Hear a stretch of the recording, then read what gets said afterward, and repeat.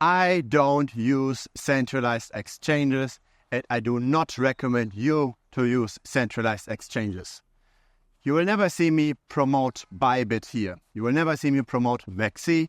You will never see an affiliate link of Binance under my videos. This is not how I make money with this YouTube channel. Unfortunately, too many people do take that money. They take the partnership money, they take the affiliate link money, and in the end, they sell you to those companies. But the problem is, if you've got a bit more than just play money in crypto, right? You don't just have a few $100s, but several $1,000s in crypto. And you're handing over that custody to a third party, you're 100% at the mercy of that third party.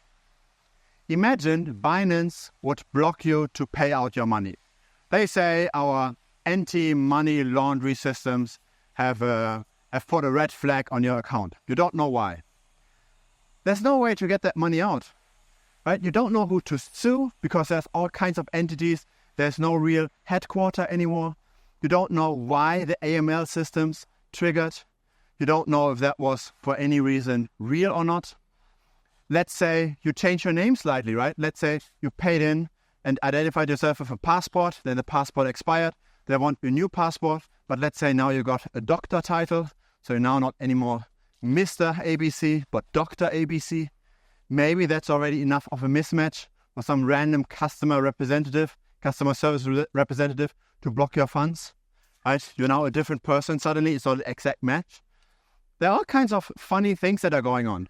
It doesn't have to be that the company has to go bust altogether, right? It doesn't have to be that FTX goes bankrupt and you're losing your funds. There can be all kinds of other things. There can be hacks. There can be simply very poorly managed technical systems.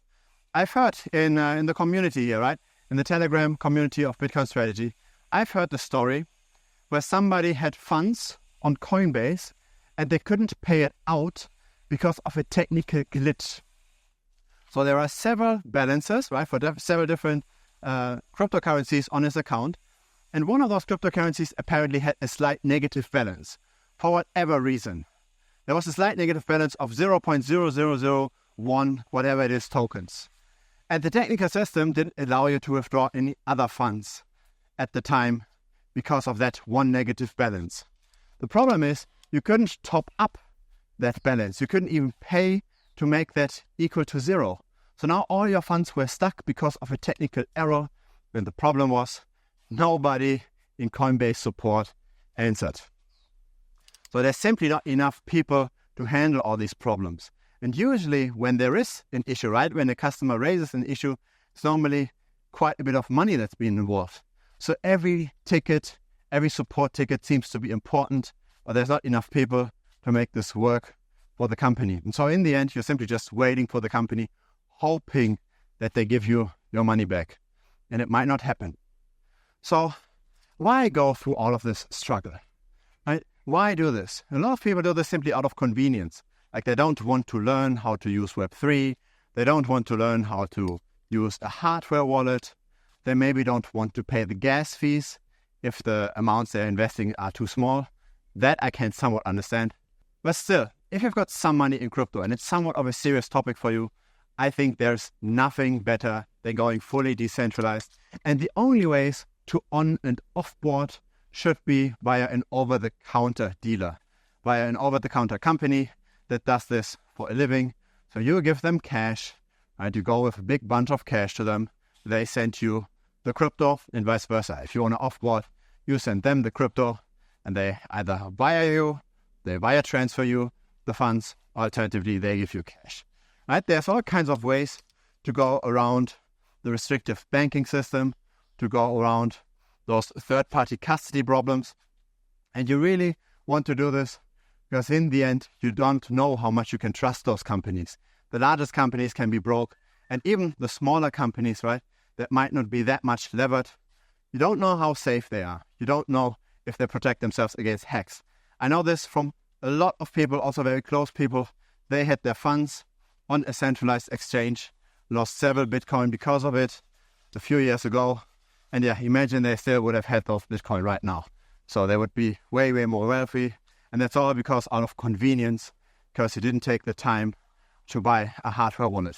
So yeah, you do see one affiliate link, actually two, but one that's related to this topic. You do see one affiliate link to this topic below this video, and that is for a Ledger hardware wallet.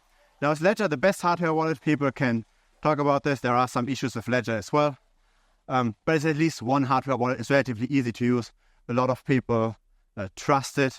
I think it's also relatively fine, relatively safe. There might be safer options out there, but it's definitely way better than entrusting your funds to a company you don't even know where the headquarters are, that potentially also have illegal battles with all kinds of jurisdictions, and where in the end you're simply just hoping to get your money returned and not get it blocked by, say, through a wire transfer to your bank or whatever other strange thing can happen.